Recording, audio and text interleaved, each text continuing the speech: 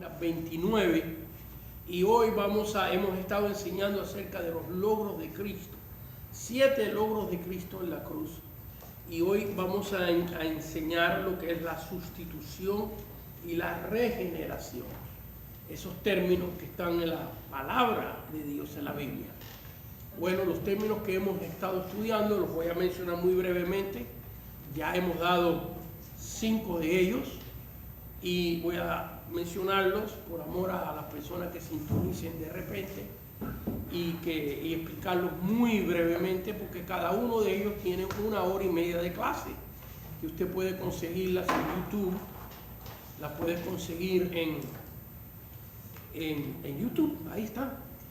Si las quiere encontrar las clases, busquen Ministerio Aquiles Acosta. Usted entra a YouTube y pone ministerioaquilesacosta.com y ahí usted tiene todas las clases. Todo este curso que estamos dando ya está grabado enterito. Así que los 3 años de clase usted lo tiene. Si usted quiere estudiar por su propia parte, busca las grabaciones, busca el libro, va siguiendo el libro. Y el libro tiene los versículos bíblicos, los puntos, etc. Muy bien, brevemente vamos a repasar lo que hemos dado, los 7 términos que aparecen en la Biblia, que me recuerdo siempre de cuando doy esta clase, cuando yo escuchaba estos términos, para mí se me hacían que eran sinónimos, que eran lo mismo. Ya después que fui estudiando más y más la palabra del Señor, me di cuenta que no, que cada uno de ellos representa un logro, una victoria diferente que Cristo ganó en la cruz a favor de nosotros. A favor de nosotros. El primero que estudiamos, el término de expiación. Así que es usted que tiene el libro, pues en las hojas del libro tiene los versículos, tiene la explicación, y en YouTube tiene 1 hora y media de clase de lo que es la expiación. Simplemente la voy a expresar muy brevemente lo que es. Expiación significa la paga por nuestros pecados. La paga por las acciones que hicimos en nuestra vida en contra de la palabra de Dios, en contra de los mandamientos de Dios. Y cuando tú aceptas a Cristo, estás aceptando que Él es nuestra expiación. Es el que paga por nuestros pecados. Hoy en la clase hoy en la clase vamos a regresar al Antiguo Testamento y vamos a estudiar lo que es el día de expiación, que está en Levíticos capítulo 16. Hoy vamos a estudiar parte del día de expiación, es muy importante. Así que expiación es cuando usted escucha este término de que Jesús es nuestra expiación, significa que Él pagó por tus pecados. Ahora el próximo término que estudiamos es redención. Y redención es totalmente diferente a expiación. Redención significa la compra del pecador. La compra del pecador.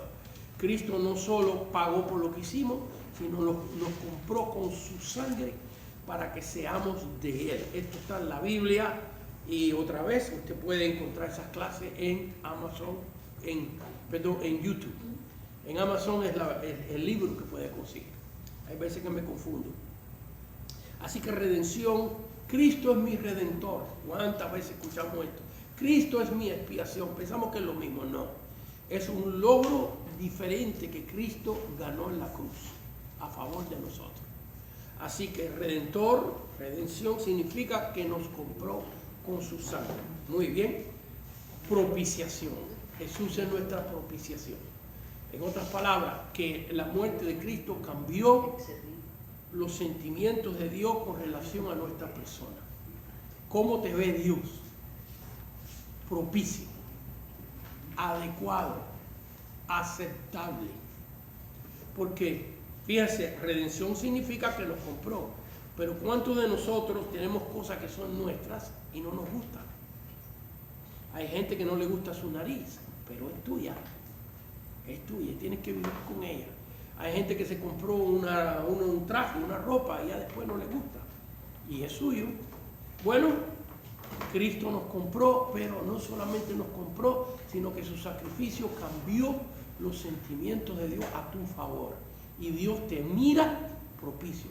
Este término es uno de los que más me ministra a mí y uno de los más importantes, porque es muy diferente tú llegar a un lugar que tengas que ir por alguna razón, sabiendo que no eres allí aceptable, sabiendo que no le caes bien a las personas. Es una experiencia bien desagradable.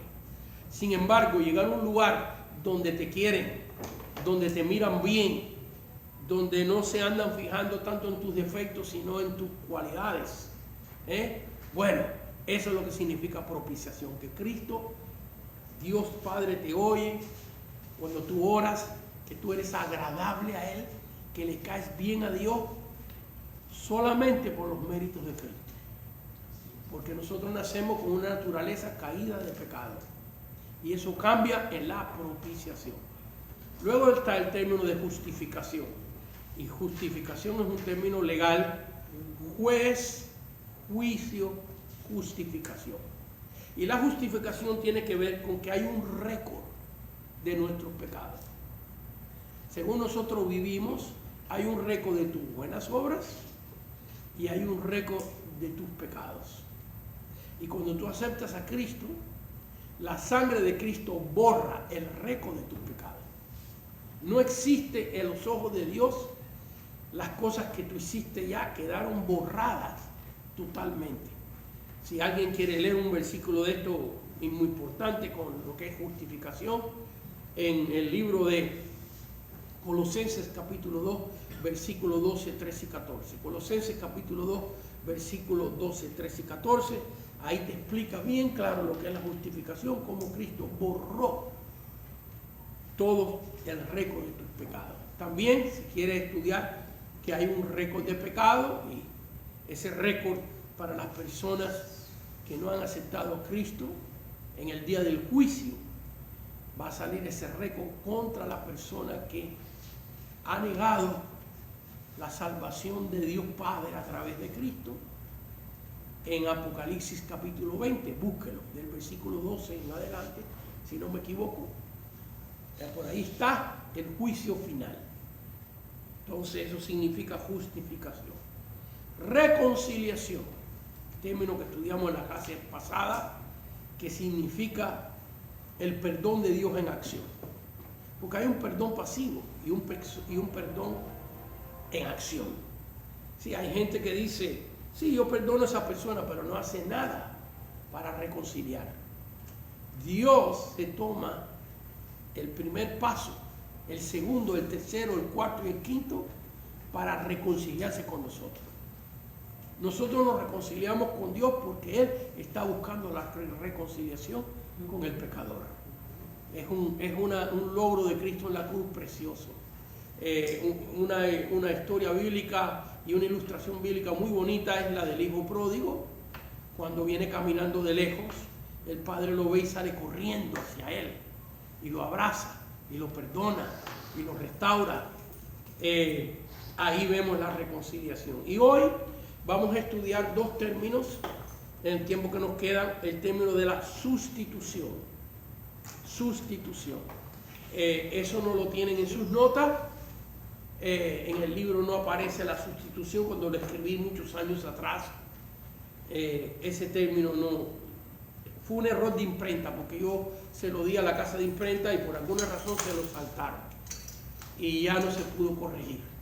Así que sustitución significa que el Señor ha tomado nuestro lugar en la cruz. El castigo de nuestra paz fue sobre Él.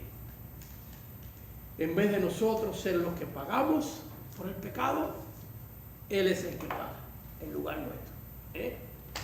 Así que, y luego el término de regeneración, que vamos a estudiarlo hoy, estos dos términos, con la ayuda del Señor, significa la obra interna de cambios que Dios hace en tu vida. Dios te regenera. La palabra griega que vamos a estudiar, que significa regeneración, la palabra palangenesia, tiene un significado tan profundo Regeneración significa rehacer o recrear tu genes. Fíjense para allá. Dios meterse en tus genes y cambiar tu naturaleza. Tu naturaleza en el sentido no de tu pelo ni de tus ojos, sino Dios entra en tu ADN y cambia tus sentimientos, tus deseos. Porque he estado predicando un mensaje que lo voy a tener que seguir predicando. Es más, que el domingo, si Dios no me lo cambia, lo voy a predicar en la iglesia de los pastores Sánchez. Me toca allá en Patria Celestial este domingo, y he predicado un mensaje, lo he estado predicando, de los 5 milagros que Dios hace en el momento que tú aceptas a Cristo. Creo que ya lo pusieron en YouTube, porque lo he estado predicando. Y cuando una persona acepta a Cristo, en ese instante recibe 5 milagros. Primero, el deseo de adorar a Dios. ¿No es un milagro ese? ¿Sí? Porque ¿cuántos de nosotros nos gustaba adorar a Dios antes de aceptar a Cristo? ¿Cuántos de nosotros nos gustaba orarle a Dios antes de aceptar a Cristo? Entonces, cuando tú aceptas a Cristo, Dios hace un milagro, te pone esa pasión y ese deseo de estar con Él. Segundo, el milagro de entender la palabra de Dios. Porque antes de aceptar a Cristo, esto era en chino, no lo entendíamos. Y no solamente de entenderla, sino el deseo, la sed de la palabra de Dios, de querer oír predicaciones, querer estar en estudio bíblico. Por eso ustedes están aquí hoy, en un lunes, en la noche. Este grupo de estudiantes, a ver, digan un amén, un gloria a Dios. Amén. Para que vean que no estoy solito aquí, los hermanos. ¿Ves? ¿Qué pasó? Ahora tú tienes ganas de leer la Biblia. Oye, segundo milagro. El tercer milagro, hermanos míos, es que ahora te da ganas de hablarle a otros del Señor. Antes de tú aceptar a Cristo, tú no querías ni que te hablaran a ti. Ni que me miraran. Que no te hablaran de Dios. Y ahora te cae un deseo de repartir trataditos, de invitar a alguien a la iglesia, de decirle a las personas lo que Dios ha hecho en tu vida. Ve, eso es un milagro, un gran milagro. Luego viene el milagro de que tu vida cambia. Dejaste las malas palabras, dejaste la fornicación, dejaste los vicios. Eso es un gran milagro. Ahí hay 4. Y luego el regalo de Dios, vida eterna. Eso se recibe instantáneamente. Todas esas cosas se reciben en el momento que tú aceptas a Cristo. Y esos 5 milagros Dios se los da a todo creyente. No importa si estás feo, si eres medio lelo, no importa si eres negro, blanco, chino, no importa si eres inteligente o un poquito atupido. Cada creyente, no importa cuando tú aceptas a Cristo si nunca leíste la Biblia. En ese momento aceptaste a Cristo porque Dios te tocó, oíste un mensaje, y el que lo hace de sincero corazón recibe estas 5 cosas que van a estar con el creyente el resto de su vida. El resto de su vida va a estar estos milagros. Muy bien, entonces vemos aquí, hermanos míos, que vamos a entrar hoy, vamos a empezar en lo que es la sustitución, ¿ok? Y esto usted no lo tienen en sus notas, así que aprovechen, mire la parte de abajo de la página, misma página del libro, o si quieren darle la vuelta por atrás, mire, tienen bastante espacio en la parte de atrás de la página 29 para estudiar lo que es sustitución. Vamos a ver qué significa que Jesús tomó nuestro lugar. Y por supuesto, no basta con que yo lo diga, hay que buscarlo en la palabra y estudiarlo. Nos vamos primeramente a Isaías 53 y quiero que ustedes me ayuden, ¿ok? Y veamos en este pasaje de Isaías 53, del versículo 4 en adelante. Yo quiero que ustedes noten Isaías 53, versículo del 4 en adelante. Yo quiero que ustedes noten cuántas veces se repite nuestro pecado, nosotros. ¿Cuántas veces se repite en ese pasaje mostrándonos la palabra de Dios que el Señor tomó nuestro lugar? Así que empezamos en el versículo 4. noten para que me digan cuántas veces aparece, ¿eh? Ciertamente Él llevó nuestras enfermedades y sufrió, ¿qué dice? Nuestros dolores. Y nosotros le tuvimos por azotado, por herido de Dios y abatido. Mas el herido fue por nuestras rebeliones, molido por nuestros pecados. Y el castigo de nuestra paz fue sobre él. Todos nosotros nos descarriamos como ovejas, cada cual se apartó por su camino, mas Jehová cargó en él el pecado de todos nosotros. ¿Cuántas veces aparece esta palabra que muestra, esta o otra, que muestra que Cristo tomó nuestro lugar? ¿Cuántas contaron? 6. Yo conté 7. 7, correcto. 7, porque hay algunas que no dice nosotros nuestro, pero de otra forma muestra que tomó el lugar nuestro. Así que aquí vemos un pasaje donde nos habla de lo que es la sustitución. Cristo sustituyó en la cruz lo que nos tocaba a nosotros. No estuviéramos aquí hoy, posiblemente ni vivos, porque para que nosotros estuviéramos aquí vivos, Dios en la cruz del Calvario salvó la vida hasta de los que no creen en Él. Nuestros ancestros, negritos, apache, inca, maya, mexica, como le llaman ahora a los mexicas, aztecas, es un nombre nuevo ese. Ellos nunca se llamaron así, pero bueno, los historiadores le pusieron ese nombre. La gente llama más a los mexicas, los llama más aztecas que en el nombre que ellos se llamaban. Así son las cosas de la historia, hay que estudiarlas con cuidado, porque en eso hay no me quiero salir mucho del tema, pero es importante que se aprovechen estas oportunidades, especialmente donde hay tanta gente de México, que usted estudie su historia y vea que los indígenas que estaban en el centro de México se llamaban mexicas.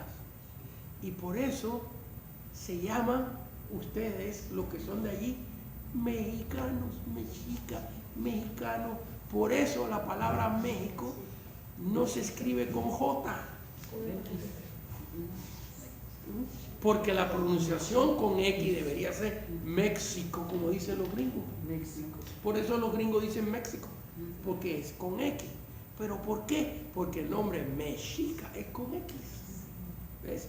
Entonces son unos historiadores americanos para que en los años, 200 años después, hicieron unos libros históricos y dijeron ellos que los mexicas habían venido de un lugar que está por Arizona, que se llama Aztlán. Gracias, hermano, que hay testigo de lo que yo estoy diciendo aquí. Que se llama Aztlán, que nunca lo han encontrado el lugar. Fue una fabricación de ellos, que los mexicas habían venido de Aztlán, nunca encontraron Aztlán, ni se sabe dónde está Aztlán, que más o menos está por Arizona, y que los mexicas son descendientes de los apaches. Por eso es que les dicen aztecas. Por eso le dicen aztecas, porque se supone que vinieron de Aztlán, pero todo fue una fabricación. Y lo triste es que lo fabricaron los gringos. Y todo México se lo ha creído. ¿Ves? Y es bueno saber eso, ¿ves? Que los términos correctos indígenas o son mayas, son aztecas. Bueno, había en México más de 600 diferentes lenguajes indígenas cuando llegaron a colonizar a México. Así que, bueno, ¿por qué ustedes me hacen hablar de esto? Ustedes me obligan a hablar de estas cosas. Bueno, es una bromita. Pero bueno, sustitución, vemos aquí en el pasaje que el Señor tomó nuestro lugar en la cruz, y está clarito aquí en la Escritura. Muy bien, Primera de Pedro capítulo 2, versículos 24 y 25. Primera de Pedro capítulo 2. Y yo le digo que lo anoten, porque ustedes son maestros, muchos de ustedes son maestros predicadores, y otros lo van a hacer. Si no lo son hoy, los van a hacer. Y esto que estamos estudiando, tarde o temprano, usted tendrá que enseñárselo a alguien. Así que, Primera de Pedro, capítulo 2, porque son doctrinas básicas. Primera de Pedro 2, 24 y 25. Son doctrinas básicas en la Escritura que tienen que ver con la salvación de nuestra alma. La salvación de nuestra alma tomó estos 7 logros. Cada uno de estos logros fue el paquete completo de que Cristo recuperó en la cruz del Calvario a favor de nosotros. Pagó por nuestro pecado, expiación. Nos compró con su sangre, redención. Nos ve Dios agradable, propiciación. Borró el récord de nuestro pecado, justificación. El Señor nos salió a buscar. No fue que nosotros buscamos a Dios, sino que Él nos salió a buscar, nos reconcilió y tomó nuestro lugar en la cruz. Sustitución. ¿Okay? Son doctrinas básicas, muy básicas, y que tristemente se enseñan poco. Simplemente el predicador dice: Jesús pagó por nuestros pecados. O dice: Cristo nos compró y somos de Él. Pero estos términos están en la Biblia para llevarnos a estudiar. Porque no podemos agradecer hasta que la persona reconozca el sacrificio que le costó a otro. Cuando hay una persona malagradecida, que no le gusta agradecer lo que se hacen por ellos, es porque no entiende lo que costó. Por ejemplo, como pasa a muchos padres, un hijo le compra un carrito para que vaya a la escuela, a la universidad. Cuando el chamaco ya agarra sus 16, 17 años, le compra un carrito. Con el caso que me tocó a mí como pastor, que el papá, con mucho sacrificio, un hermano que trabajaba en una factoría, mucho sacrificio, le compró un carrito a su hijo. Y resulta ser que el jovencito vino a hablar conmigo para que hablara con su papá, porque no le gustó el carro que el papá le compró. Él quería una cuñita de esas deportivas. Y el papá le compró un carrito de acuerdo a los medios. Entonces vino a mí, al pastor, para que yo persuadiera a su papá que vendiera el carro, y con el dinero de la venta del carro que el papá con mucho sacrificio le compró, diera un down payment y le comprara una cuñita convertible de esa para espaciarse en la playa con su novia. Mira nomás. Porque eso hace una persona que no sabe el sacrificio que cuesta trabajar, guardar el dinero para comprarle a su hijo para que vaya a la escuela una transportación. Entonces, cuando no entendemos lo que le costó a otro las cosas, no podemos agradecer, no tenemos un sentido de gratitud. Y por eso Dios quiere que nosotros entendamos esto. Que nosotros entendamos lo que a Él le costó, los beneficios que tenemos. Y cuando vamos por estos términos, los estudiamos así como lo hemos estado estudiando, queda en nosotros un sentido de gratitud el resto de nuestra vida por el Señor. Señor, gracias por lo que tú hiciste por mí. Amén. Amén. Gloria a Dios. Primera de Pedro capítulo 2, versículo 24 y 25 dice: quien llevó él mismo nuestros pecados en su cuerpo sobre el madero. Mira, tú vas a ver un doctor y el doctor no quiere agarrar el virus que tú tienes. El doctor no quiere agarrar el virus que tú tienes. Y si una enfermedad contagiosa, con mucho cuidado, los doctores te ven, porque ellos no quieren agarrar tu virus. Ah, bueno, mire lo que dice aquí. ¿Usted leyó lo que dice aquí? Quien llevó él mismo nuestros pecados en su cuerpo, sobre el madero, para que nosotros, estando muertos en los pecados, ¿cómo estábamos? Muertos en nuestro pecado, vivamos a la justicia. En otras palabras, el borrar todo, se los voy a decir así en estilo latino, borrar todas las metederas de pata que hicimos. Eso significa vivamos a la justicia, y por cuya herida fuimos sanados. Fíjense que aquí hay una referencia a Isaías 53. ¿La ven? ¿Ves?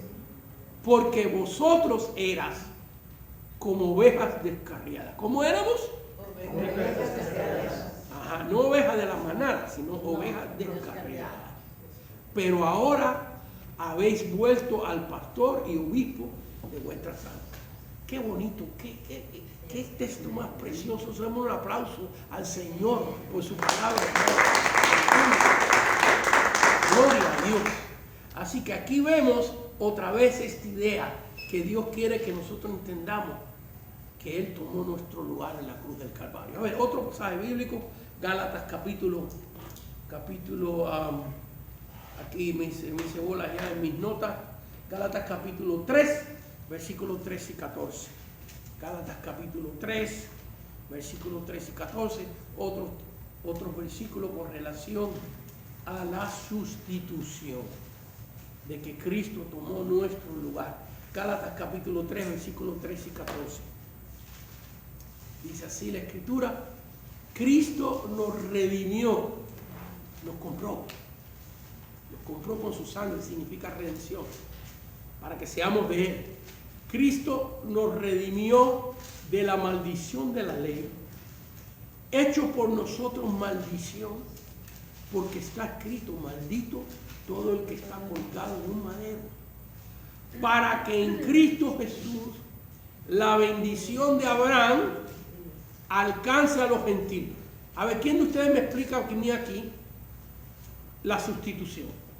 Lo que acabamos de leer en versículo 14. Y ahora sí van a tener que hablar bien fuerte, porque ¿qué pasó con el micrófono? No funcionó. ¿No funcionó? Ok, muy bien. Entonces, muy bien. Versículo 14. ¿Y cuándo fue que paró el micrófono de funcionar? El hermano. Lo tuve que desconectar de allí. ¿Pero qué porque tiempo? no se escuchaba. ¿Pero qué tiempo se perdió en la clase? Solamente un minuto. Ok, muy bien, para pedir disculpas a los que no están viendo. Muy bien, versículo 14. A ver, ¿dónde está la sustitución aquí? Miren, para que en Cristo Jesús la bendición de Abraham alcance a los gentiles, a fin de que por la fe recibiésemos la promesa del Espíritu. ¿Dónde está la sustitución ahí?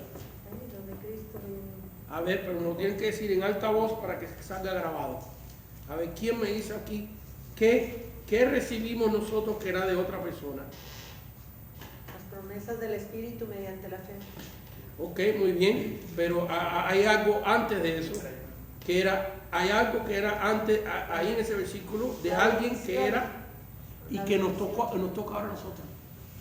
A ver, ¿qué? Redimió. A ver, miren, se los leo otra vez. Para que en Cristo Jesús la bendición de Abraham. ¿La bendición de quién? Abraham. La bendición de Abraham alcance a los gentiles. ¿Quiénes son los gentiles? Nosotros. Así que, ¿qué bendición tienes tú? La bendición de Abraham. La bendición de Abraham. Muy bien, nos vamos ahora a ver, vamos a ir al Antiguo Testamento para que veamos esta doctrina de la sustitución ya profetizada. Cientos de años antes del nacimiento de Cristo. Y nos vamos a Levíticos, capítulo 16. Levíticos, capítulo 16. Un pasaje muy importante en el Antiguo Testamento con referencia al perdón de pecados. Porque en Levíticos, capítulo 16 está escrito y explicado el día más sagrado con relación a la ley. No existe un día más sagrado que este día con relación a la ley, porque es el día de expiación. En Levítico capítulo 16 se describe cuando el sumo sacerdote entraba al lugar santísimo una vez al año con la sangre del cordero que se ofrecía en el patio, en el altar de bronce, y ese era un holocausto. Ya que estamos aquí en esto, porque estos son temas que muy pocas veces se explican. Cuando usted lee el Antiguo Testamento hay diferentes tipos de sacrificios. Por hablar, por ejemplo, el sacrificio de paz. En los sacrificios de paz, las personas venían a ofrecer un sacrificio con Dios para restituir su paz con Dios. Y cuando las personas hacían esto, Dios recibía su alabanza, Dios recibía su oración. Así que fíjense que eso tiene que ver con la propiciación, con la persona ser propicia, adecuada. Y en ese sacrificio de paz, las personas que traían el cordero o la oveja podían participar de la carne de esa oveja. En otras palabras, se mataba la oveja, se le quitaba toda la sangre, los sacerdotes tomaban parte de esa oveja para ellos comer también, y la familia ponía la oveja en el altar de Dios, y cuando la oveja o el corderito era cocinado, la familia ahí comía de ese cordero, sacrificio de paz. Pero en el holocausto no se podía tocar nada. El animalito tenía que quedar consumado, quemado completamente para Dios, porque es un tipo de ¿quién? ¿Qué dijo Jesús en la cruz? Consumado es. ¿Sabe lo que quiso decir con eso? Yo soy el holocausto. Yo soy el sacrificio que se ofrece al Padre. Todo el Nuevo Testamento tiene que ver con el Antiguo Testamento. Todito. Si lo buscamos, el fundamento del Nuevo Testamento está en el Antiguo Testamento. Entonces, fíjense, con relación al pecado, había diferentes sacrificios. Está en Levíticos capítulos 5 y 6, los sacrificios que la persona tenía que hacer para mostrarle a Dios su arrepentimiento por el pecado. Le explico.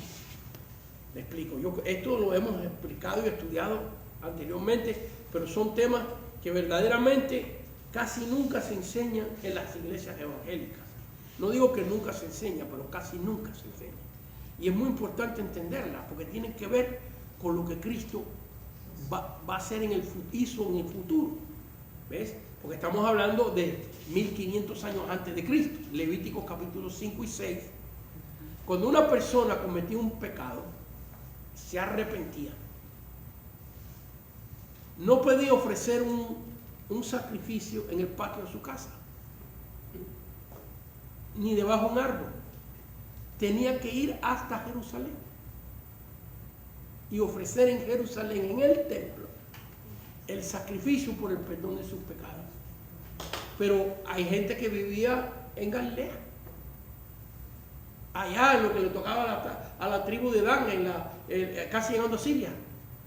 Entonces esa persona había pecado, se arrepentía como nosotros nos arrepentimos, pero ahora para recibir un perdón completo tenía que llevar un sacrificio por el pecado que había cometido. Pero estaba trabajando, entonces tenía que hacer un plan para caminar, porque no había tren, ni aviones, ni carro. El método mejor que había era un caballo, un burrito, un carro de caballo. Entonces tomaba desde la frontera norte, de donde Cristo, por ejemplo, Cristo vino de Galilea, de la parte norte, aunque nació en el sur, en Belén, que está en el sur, pero su ministerio mucho lo ejecutó en Galilea. Bueno, entonces esa persona tenía que escoger el mejor corderito que tenía. Tomaba 2 semanas de camino para ir al templo y ofrecer el sacrificio por su pecado. Entonces ese tipo de sacrificio lo vemos en Levítico capítulos 5 y 6, donde la persona ofrecía un sacrificio por el perdón de sus pecados. Cada individuo, ¿se recuerdan Job cómo ofrecía sacrificio por sus hijos todos los días? Todos los días ofrecía sacrificio. Los que han leído el libro de Job, ¿ve? Entonces vemos ahí que la persona, para probar su arrepentimiento, llevaba su sacrificio al templo, y ese sacrificio sí no se podía comer, porque ese era un sacrificio por el pecado. ¿Okay? Y ahora está Levítico 16, que es lo que vamos a estudiar nosotros, que tiene que ver con la sustitución. Y en Levítico capítulo 16 se ofrecía un sacrificio por la nación entera. Ya no era cada individuo ofrecer un sacrificio por sí mismo. ¿Ves? Por eso que dice la Biblia, que cuando tú congregas, presentad vuestro cuerpo a Dios como ¿qué? Como sacrificio vivo. ¿Cuál es la prueba de que tú te has arrepentido de tus pecados? Pues ir a la iglesia, adorar a Dios, pero Dios recibe tu adoración y tu alabanza. Tú no tienes que traer un cordero, ni tienes que ir caminando 2 semanas para llevarlo a matar a algún lugar, porque Cristo es el Cordero de Dios que quita el pecado del mundo. ¿Ves? ¿Ves? Pero si tú no tienes ninguna evidencia de tu arrepentimiento no es válido. Si tú sigues haciendo lo mismo, aunque tú le digas a Dios, perdóname, pero sigues haciendo lo mismo, tu arrepentimiento no es válido. ¿Entiendes? Entonces, ahora en Levítico capítulo 16 era el día de expiación, donde el sumo sacerdote ofrecía un sacrificio a Dios, lo vamos a leer y estudiar, para el perdón de la nación. Y entonces Dios veía esa sangre que se derramaba allá dentro del lugar santísimo, sobre el arca, sobre el propiciatorio. ¿Se recuerdan cuando estudiamos eso? ¿Por qué la tapa del arca se llama propiciatorio? En inglés, la mercy seat. Me encanta ese término. El asiento de misericordia. Si lo traducimos, me encanta ese término, mercy seat. En nuestra Biblia, propiciatorio. ¿Por qué le pusieron propiciatorio? Porque cuando el sumo sacerdote echaba la sangre ahí una vez al año, la nación de Israel se convertía propicia, adecuada delante de Dios. Y ese era el único lugar donde Dios aceptaba la propiciación. Es un tipo de Cristo. Porque Dios te hace a ti propicio solamente por el sacrificio de Cristo. ¿Ves? Así que todo esto tiene una conexión tremenda.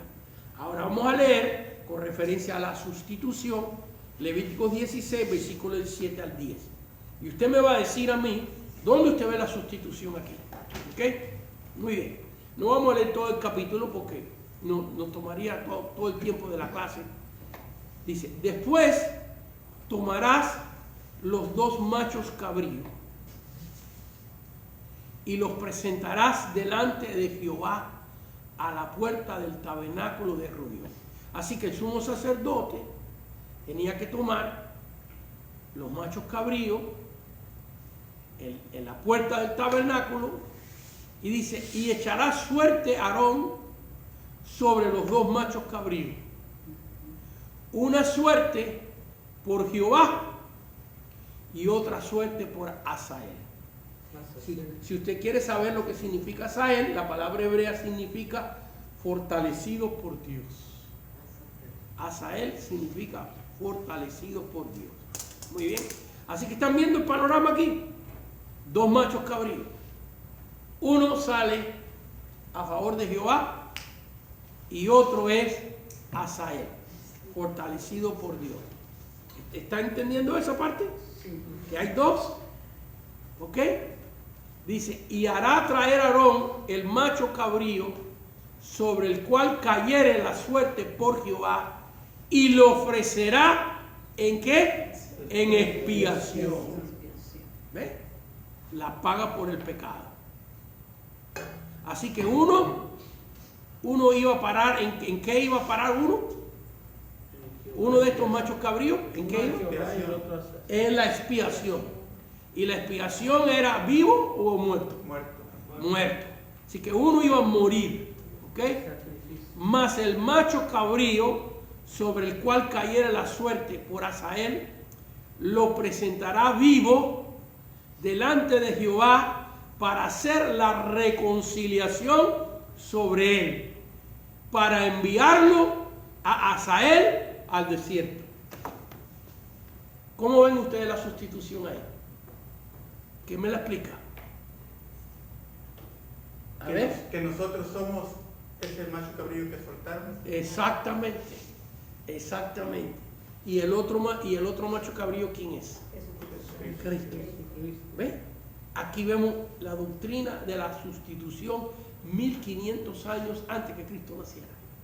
Ya Dios está profetizando lo que iba a pasar en la cruz. De que el Señor iba a hacer el sacrificio para el Padre. El cordero o el macho cabrío de expiación. Leamos un par de versículos más en este pasaje. Leamos el versículo 21 y 22. Versículo 21 y 22. Y dice así: y pondrán sus dos manos sobre la cabeza del macho cabrío vivo, y confesará sobre él todas las iniquidades de los hijos de Israel, todas sus rebeliones, todos sus pecados, poniéndolo así sobre la cabeza del macho cabrío, y lo enviará al desierto por mano de un hombre destinado. Y aquel macho cabrío llevará sobre sí todas las iniquidades de ellos, y habitará y dejar ir al macho cabrío por el desierto. Así que vemos que este macho cabrío, que ahora es suelto y el otro es entregado en sacrificio, es una tipología. Y el versículo 27 dice: y sacará fuera del campamento el becerro y el macho cabrío inmolado por el pecado, cuya sangre fue llevada al santuario para hacer, ¿qué dice? Expiación. Y el versículo 30 dice: porque en este día se hará expiación por vosotros, y seréis limpios de todos vuestros pecados delante de Jehová. Así que vemos ahí que en ese día de expiación Dios pagaba con ese animal, pagaba por los pecados de la nación entera, hasta el año, un año más. Y todos los años se tenía que hacer así, y así, y así, simbolizando, porque Dios quería, si esto lo hubiera acontecido una sola vez, hasta se hubieran olvidado del asunto. Pero Dios quería recordarle que un día vendría el Mesías, el Hijo de Dios, y que daría su vida por nos en el lugar de nosotros. Amén. Perdón, ¿qué dijo que significaba Asael? Asael significa fortalecido por Dios. Ok, gracias. Porque fíjense que Cristo murió por nuestros pecados, ¿verdad? Pagó por nuestros pecados. Pero, ¿tiene usted pecado? Sí. Tenemos una naturaleza de pecado. Por eso a Asael le ponían las manos y confesaban sobre él todos los pecados. Porque aunque el otro macho cabrío pagó por él, con todo y eso, tiene una naturaleza de pecado. ¿Ve? Es suelto. El otro pagó por él y por eso está vivo. Pero con todo y eso, cuando leímos que se ponían las manos sobre él y se confesaban todos los pecados del pueblo, simbolizando la naturaleza de nosotros, que Cristo pagó por nosotros, pero todavía tenemos una naturaleza de pecado. ¿Okay? Y por eso es que la palabra del Señor nos manda que cuando pecamos, nos arrepintamos. Eso está en una tipología, en un simbolismo del lavado de los pies. ¿Se recuerda cuando Jesús le lavó los pies a todos los discípulos? Y recuérdense cuando llegó a Pedro, ¿qué pasó? Que Pedro dijo: no, tú a mí no me vas a lavar los pies. Y que el Señor le dijo: si no me permite lavarte los pies, no tendrás parte conmigo. Ustedes todos están limpios, pero se tienen que lavar los pies. Y eso está en Juan capítulo 13. ¿Qué simboliza eso? ¿Qué tipología tiene? ¿Qué representación espiritual tiene? Miren, que estas personas en su casa se habían bañado. Pero ¿cómo eran las calles? De tierra. De tierra. En el mejor de los casos, de piedra. Vaya que si iban a casa de su tío, que estaba a 2 cuadras, se habían bañado. Pero ¿cómo estaban los pies? Con zapatos, sandalias abiertas, que era lo que se usaba. Cuando llegaba allá, ¿cómo estaban los pies? ¿Y qué es lo que había a la puerta de cada casa en la cultura hebrea? ¿Qué es lo que había? Un chorrito. Un lebrillo, una vasija con agua, y se suponía que cuando las personas venían de visita le lavaran los pies, era lo primero. ¿Ves? Jesús le reclamó a muchos fariseos: no me lavaste los pies, no me diste agua, no me ungiste con aceite. Entonces vemos aquí que Jesús está lavando los pies, así que están limpios, pero en el caminar se ensuciaron los pies. ¿Qué simboliza eso? Nosotros estamos limpios, pero en el caminar de nuestra vida, a ver, levante la mano aquí, el que desde que se conoció al Señor nunca se ha enojado. Por un pecado vas a caminar. Nunca, a ver, levanta la manito, por favor, el que nunca ha mentido.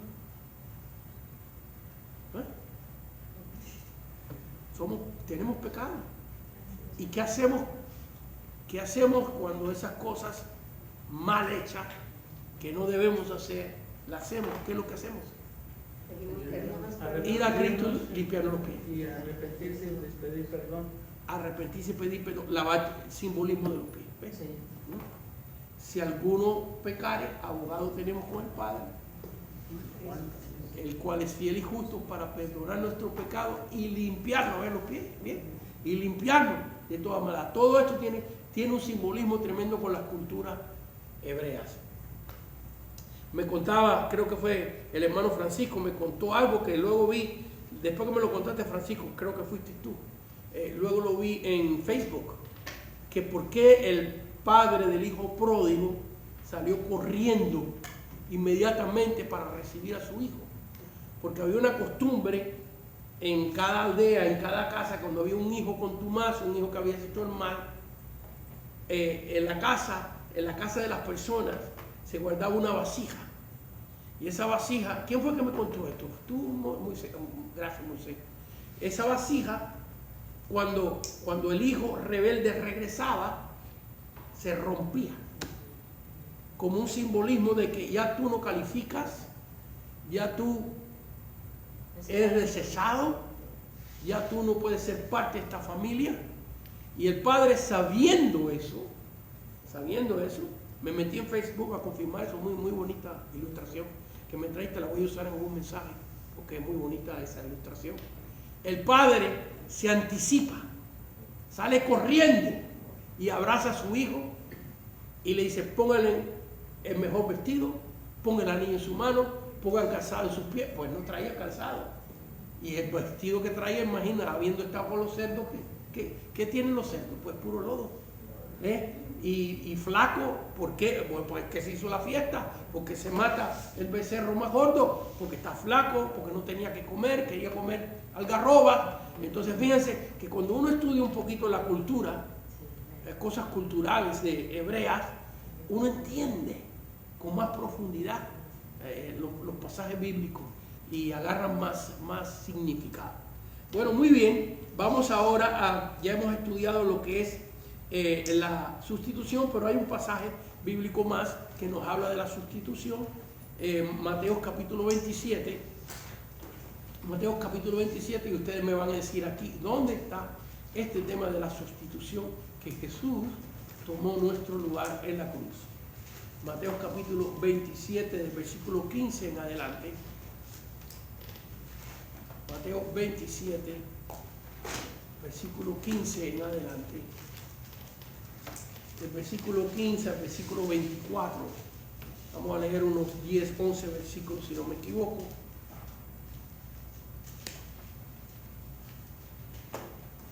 Nueve versículos vamos a leer. De Mateo 27, del 15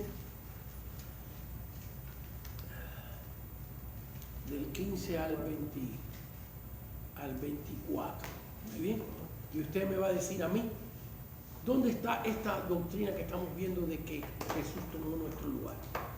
Ahora bien, en el día de fiesta acostumbraba el gobernador soltar al pueblo un preso, el que quisiesen.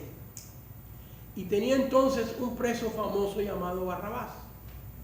Reunidos pues ellos, les dijo Pilato: ¿a quién queréis que os suelte? ¿A Barrabás o a Jesús llamado el Cristo? porque sabía que por envidia le habían entregado.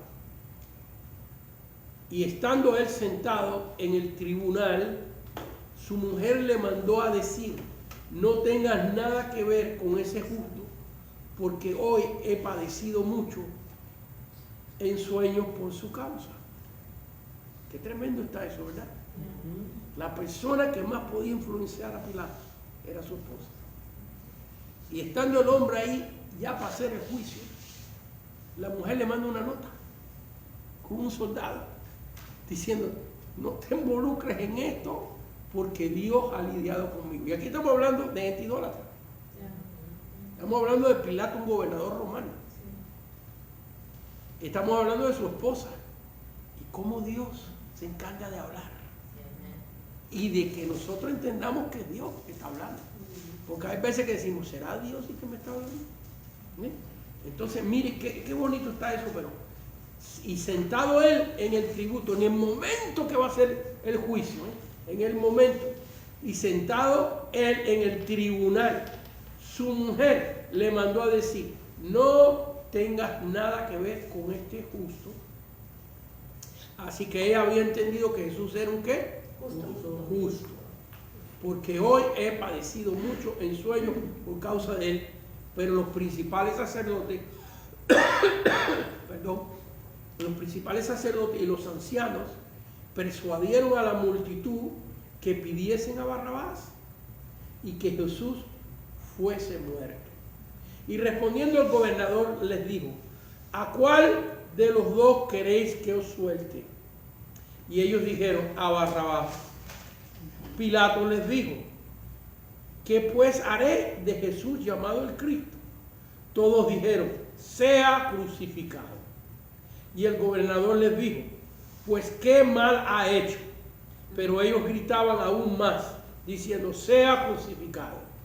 Viendo Pilato que nada adelantaba, sino que se hacía más alboroto, tomó agua y se lavó las manos delante del pueblo, diciendo: inocente soy yo de la sangre de este justo, allá vosotros. ¿Dónde está ahí la doctrina de la sustitución? Cuando A ver, usted más. Cuando Pilato Fuerte. Cuando Pilato les dice que a quién quieren que suelte, si a Jesús o a Barrabás, y la gente al escoger a Barrabás toma ese lugar ahí de la sustitución. Muy bien, ¿quién más quería opinar? ¿Usted, pastor? Muy bien. ¿Qué pasaje, esta historia que vemos aquí, donde ellos escogen a Barrabás y Cristo muere en lugar de Barrabás? ¿Quiénes están simbolizados en Barrabás? Nosotros. Y otra pregunta: ¿qué pasaje hemos leído cuando leemos esto de Barrabás y de Jesús? ¿Qué pasaje te hace recordar esto? Levíticos. Exactamente. Lo que mismo vimos en Azazael. Muy bien. Azazael. Demasiado para un cubano. Azazael. Nosotros que nos comemos la S, imagínense con la Z lo que hacemos. Y con 2 Zetas, más todavía. Así que, bueno, Azazael, el pasaje. ¿Ven qué linda es la palabra de Dios? Como todo en el Antiguo Testamento tiene un simbolismo de la gracia, de la muerte de Cristo, los colores, los números, todo esto. Les traigo eso a su atención para que cuando lean la Biblia, el Antiguo Testamento, aprendan a ver a Cristo, aprendan a ver el pacto de la gracia. Amén. Muy bien. Y ahora vamos a la otra terminología: regeneración. Nos queda más o menos media hora para estudiar esta terminología con la ayuda del Señor.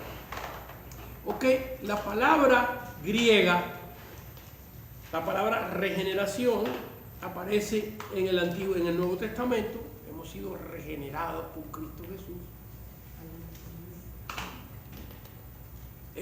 La palabra griega, usted la tiene en sus notas, ¿la ven ahí? Sí.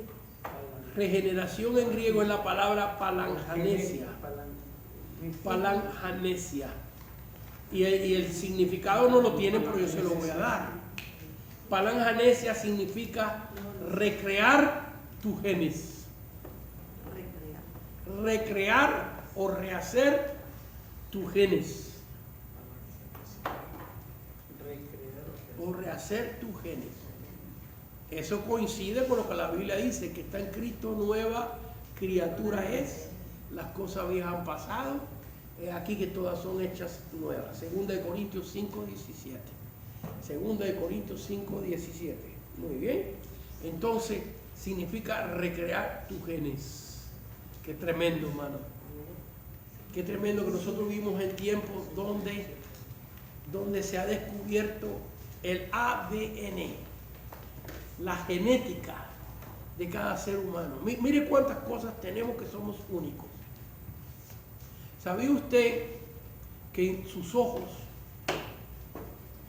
la pupila de sus ojos y parte de sus ojos son únicos? Vaya, usted puede tener el color parecido a otra persona de sus ojos, pero nunca idéntico. Y han habido y hay métodos para identificar a una persona por los ojos. ¿Qué más usted tiene diferente que más nadie tiene? Huellas digitales. Y fíjense que Dios ha puesto un mapa de nuestra familia en cada célula de tu cuerpo. Pero claro, eso no se sabía. Y estuvimos hablando un poquito de eso, ¿no? De hacerse una prueba de ADN. Y por la saliva, en tu saliva, está un mapa de tus ancestros. En una pestaña. Estaba viendo las noticias, esta persona que fue el asesino de Charlie Kirk, ¿verdad? No sé si lo estoy pronunciando bien. Y que están confirmando que él es el asesino porque en el techo del edificio que él con el rifle tiró para matar a Charlie Kirk. ¿Cómo se pronuncia el apellido? Kirk.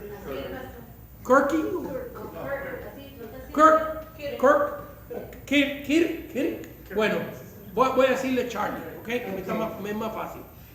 Encontraron un desarmador y en el desarmador encontraron el ADN del hombre. Y luego encontraron el rifle envuelto en una toalla. Y en la toalla encontraron el ADN del asesino. Y por eso ya, olvídate que con eso ya está comprobado que fue él, ¿ves? Y qué tremendo, hermano, que en una toalla esté la historia única. Que tú eres la única persona que puede tener ese mapa interno genético. No existe otra persona en el mundo entero. ¿Ves? Qué cosa tan tremenda como Dios a través de los años sigue probando y nos sigue maravillando. Porque ¿quién iba a decir en los años 500, los años 900, en los años 1950 que por la saliva? Y bueno, y hay otra cosa que tenemos que es diferente a todos los demás, tus dientes. ¿Saben cuando se encuentra un cadáver calcinado que no se puede identificar, pero le encuentra la dentadura? Saben que pueden identificar a la persona por ahí, porque de la manera que están tus dientes, con el récord de los dentistas que hay, no hay otro ser humano que los tenga como tú. ¿No? Así que, a ver, hermano, pero fuerte, o ven para acá. Acerca del ADN, han descubierto que un set de twins no se puede casar con otro set de twins, porque si no todos ellos tienen el mismo ADN. Ok, muy bien. Y un set de twins no se pueden casar entre ellos porque si no las personas salen con el mismo ADN. Muy bien. La transmisión de la historia de nuestra familia. ¿Serían confundidos? O sea que serían confundidos como si una persona dijéramos, este par de twins sale un asesino, el otro puede ser confundido. A ver, explícanos eso, pero sé que es un poco. Lo que pasa es de que los dos sets de twins, todos hijos son hijos de todos. No hay diferencia. Un twin se casa con dos varones con dos mujeres. Los dos varones y mujeres, los hijos que ellos tengan, todos son hijos de ellos mismos. Bueno, muy bien. Está un poquito complicado el asunto, pero hay algo que los twins tienen que son diferentes: huellas digitales. Los ojos. las huellas digitales, los dientes, el carácter. Sí, pero a veces- Aunque se miren igual, el carácter es diferente. Así es. Así que vamos a dejar esa partecita tranquila porque está un poquito complicada y nos vamos a salir del tema. ¿Ves? Después de la clase, si tienen preguntas de eso, pues, se la explico un poquito más. Vamos a entrar en lo que es regeneración. Entonces, la palabra regeneración es la palabra palangenesia, que significa rehacer o reconstruir otra vez tus genes, tu genética. ¿Ok? Y di el ejemplo de Charlie, esta persona que asesinaron, y cómo al asesino lo han podido encontrar por un desarmador. ¿Qué habrá en esa toalla? Yo no sé. Un pelo, un cabello, Lo que deja el sudor, el sudor de sus manos, pero cómo, qué tremendo, ¿eh? ¿Quién iba a decir que la ciencia iba a avanzar a ese punto? somos muy fácil de que todo lo que tocamos dejamos huellas. Nuestras En huellas todo lo que quedan- tocamos quedan dejamos marcadas, huella. Quedan marcadas y Sí, en todo lo que tocamos dejamos huella. Muy bien, regeneración. Vamos a ver versículos bíblicos con esto. Como significa esa palabra, una recreación o un nacimiento de tus genes. Segunda de Corintios 5:17, porque que está en Cristo, nueva criatura es. También esto se llama, vamos a ver en Juan capítulo 3, en Juan capítulo 3, cómo se llama esto también. Este asunto de que Cristo es nuestra regeneración. ¿Por qué es que cambiamos? ¿Por qué es que si lo que nos gustaba era la parranda, los vicios, el pecado, las malas palabras, por qué cuando aceptamos a Cristo, ahora lo que nos gusta es alabar a Dios, leer la palabra, venir a la iglesia? ¿Qué pasa? ¿Qué fue lo que pasó? Bueno, si tú sigues siendo la misma persona, es que nada ha cambiado en ti. Exacto. No ha habido ningún milagro en ti. Para que tu gusto cambie, tiene que cambiar tu naturaleza. ¿Y cómo le llama la Biblia a esto? Jesús le llama de diferentes maneras. Mira, en la Biblia a eso se le llama, bueno, déjame leerlo porque si no, es mejor que lo veamos en la palabra de Dios. Juan capítulo 3, Juan capítulo 3, versículo del 3 al 6, dice así: respondiendo Jesús le dijo, de cierto te digo, que el que no naciere de nuevo no puede ver el reino de Dios. ¿Cómo le llamó Jesús ahí? Nuevo nacimiento. cuando habla con Nicodemo ahí. Cuando habla con Nicodemo, necesito que hablen alto, hermano. No se les puede olvidar, porque se daña la grabación. Se oye muy lejos. ¿Ok? Entonces, cuando habla con Nicodemo ahí, le dice que tiene que ¿qué? Nuevo nacimiento. Nuevo nacimiento. ¿Ven la colección de la palabra original, regeneración, palangenesia, que significa renacer o rehacer tus genes? ¿Qué le está diciendo Jesús? Tienes que nacer, y por supuesto no vamos a leer todo el pasaje, nada más que unos versículos. En el versículo 4, Nicodemo le dijo, ¿cómo puede un hombre nacer siendo viejo? ¿Puede acaso entrar por segunda vez en el vientre de su madre y nacer? Respondiendo Jesús, de cierto te digo que el que no naciere de agua y de espíritu no puede entrar en el reino de Dios. Así que es un nacimiento espiritual, es una regeneración, una palangenesia, un rehacer, un nacimiento nuevo de tus genes. Cambian tus gustos, cambian tus deseos, cambia tu pasión. Ahora sentimos, como expliqué al principio, el mensaje que estoy predicando de los 5 milagros que recibe la persona cuando se entrega a Cristo. Tiene ganas de alabar a Dios, tiene ganas de oír la palabra de Dios, tiene ganas de hablarles a otros de Dios. Hay un cambio hasta como tú te expresas, como tú hablas, se acaban las malas palabras de tus labios y hay una promesa de vida eterna. 5 milagros instantáneos que el Señor le da cuando la persona verdaderamente acepta a Cristo. Y enfatizo, verdaderamente acepta a Cristo. No es nomás de decirlo con la boca, sino de corazón, ¿verdad? Entonces vemos aquí que en este término de la regeneración es ese milagro interno que Dios hace en todos nosotros. Muy bien. Muy bien, vamos a leer Primera de Pedro 1:23. Primera de Pedro 1:23. Primera de Pedro 1:23, vamos a leer unos cuantos versículos más. Primera de Pedro 1:23. Dios haciendo un cambio de naturaleza en nosotros. Primera de Pedro capítulo 1, versículo 23. Este término de palangenesia, rehacer tus genes. El que está en Cristo, nueva criatura es, las cosas viejas han pasado de aquí, que todas son hechas nuevas. Aquí aparece, ¿qué dice? Dice, siendo renacido, a ver, leámoslo todo en alta voz, por favor. Siendo renacido, no de simiente corruptible, sino de incorruptible, por la palabra de Dios que vive y permanece para siempre. Entonces vemos aquí que aquí la Biblia nos habla de este renacimiento, ¿ok? De renacer otra vez, de un nuevo nacimiento espiritual en la palabra de Dios. Efesios capítulo 2, y estoy yendo un poquito rápido nos quedan 20 minutos de clase. Efesios capítulo 2, a lo mejor terminamos un poquito temprano. ¿Efesios 2? Efesios 2, versículo 12, 13, vamos a leer varios versículos. Efesios capítulo 2, versículos 12 y 13 para empezar. Amén.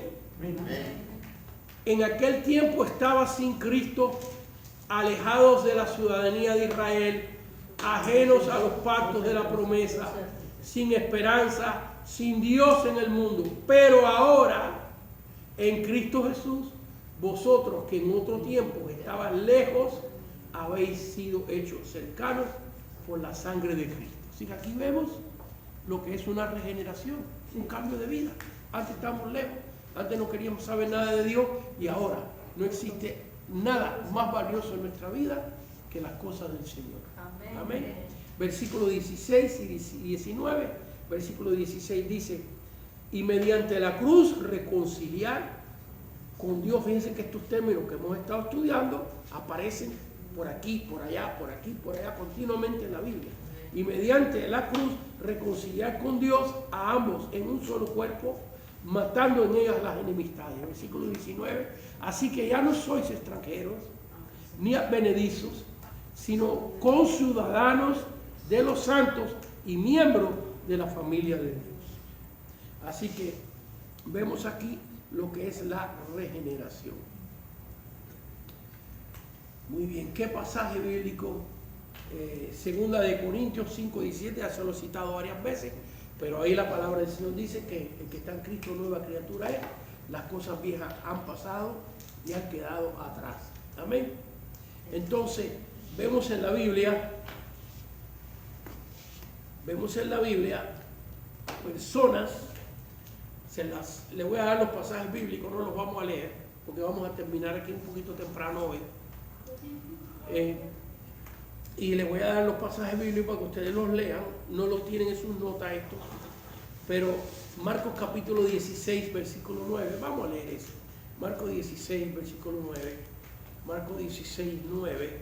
Vamos a ver un ejemplo de lo que es una persona regenerada, una persona que cambió. La Biblia está llena de esos casos, ¿verdad? Pero vamos a leer unos cuantos nada más. Marcos capítulo 16, versículo 9. Versículo 9, dice la Biblia. Marcos 16, 9. Habiendo pues resucitado Jesús por la mañana, el primer día de la semana, apareció primeramente a María Magdalena, de quien había echado 7 demonios. ¿Dónde ustedes ven ahí la regeneración? El cambio de naturaleza. Con María Magdalena cuando A ver, en voz fuerte, alguien. Con María Magdalena, cuando echó fuera los demonios, limpió su cuerpo, fue otra mujer. Exactamente, María Magdalena. Algunos dicen que María Magdalena había sido una ramera, una prostituta. vemos aquí, yo me recuerdo cuando estudié este versículo, lo prediqué, donde vi un contraste en este versículo. En otras palabras, está hablando de la resurrección de Cristo. Habiendo pues resucitado Jesús por la mañana, el primer día de la semana apareció primeramente a María Magdalena. Y ahora viene una idea que no tiene nada que ver con la resurrección. Aparentemente no tiene nada que ver con la resurrección, pero sí. Pero yo leí y decía, pero María Magdalena, ¿de quién había echado fuera 7 demonios? Y yo decía, pero si está hablando de la resurrección, ¿qué tiene que ver los demonios aquí? Bueno, lo que tiene que ver es que la que le sacaron los demonios al principio del ministerio de Cristo, 3 años después, estaba limpia todavía. ¿Ves? ¿Qué tiene que ver con la resurrección? Que María Magdalena resucitó. Que Dios creó una nueva naturaleza en ella. Amén. Así que ahí vemos una historia bíblica de eso. Luego en Marcos capítulo 3, versículo 17, la Biblia llama a Juan y a Jacobo los hijos de ¿qué? Los hijos del trueno. El apodo de Juan y de Jacobo su hermano era los hijos del trueno. Marcos 3:17 no lo vamos a leer. Marcos 3:17 no lo vamos a leer, pero lo pueden anotar. Hijos del trueno. Qué nombrecito más dulce ese, ¿verdad? Tremendo. Imagínense que usted llega a una iglesia y le presenten a los diáconos y le digan, aquí están los hermanos, los hijos del trueno. Pero en la Biblia Dios quiso poner ese término porque en Primera de Juan capítulo 2 versículo del 9 al 11, Primera de Juan capítulo 2 versículo del 9 al 11, vemos a Juan como el discípulo del amor. Como el discípulo del amor, el que más habla del amor es él. ¿Y qué le pasó a los hijos del trueno? ¿Se convirtieron en qué? Hijos de amor. En los discípulos del amor. ¿Y qué tiene que ver eso con la regeneración? A ver, díganme ustedes, ¿qué tiene que ver eso con la regeneración? Que cuando Cristo estuvo en sus vidas, cambió todo su carácter, su impetuosidad. Los hizo nuevos. Así es, Jesús los hizo nuevos. Le hizo una palangenesia, un rehacer de genes. Un rehacer de genes. Le doy los versículos bíblicos otra vez porque veo que ustedes están preguntando. Marcos 3:17, hijos del trueno. Marcos 3:17. Y los discípulos del amor, Primera de Juan, capítulo 2, versículo del 9 al 11. Muy bien. Gracias. Y bueno, en Hechos capítulo 9, ¿quién viene camino de Damasco? ¿Quién viene camino de Damasco? Saulo de Tarso. ¿Y qué le pasó a Saulo de Tarso? Cambió completamente. Una transformación, se encontró con Cristo. Cristo le dijo que fuera a Damasco. Él entró en ayuno, entró en oración, vino a Ananías, le puso las manos, recibió el Espíritu Santo y ahí se convirtió en el apóstol Pablo. Hasta el nombre de Dios le cambió. ¿Ves? Le quitó el nombre de Saulo y se convirtió en el apóstol Pablo. La Biblia está llena de estas historias. A ver, pastora. Saulo significa prominente, importante, y Pablo significa pequeño, humilde. Como hay una palabra que dice como doblegado. Muy bien. Y la pastora ahora siempre habla en alto. Démosle un aplauso a ella. Ustedes, por fin, después de un año de clase, están ayudándome a cuando confiesan, yo no tener que decirle, háblame en alto, por favor, para que el micrófono capte su voz. Bueno, hasta aquí hemos llegado a la clase de hoy. Espero que los que nos estén viendo se hayan gozado con que Jesús tomó tu lugar en la cruz, con que Jesús es el milagro de regeneración en nuestra vida, que cambia, rehace tus genes, tu naturaleza, para que seamos una nueva persona en Cristo Jesús. Amén, amén, amén. Un aplauso, Señor, hermano.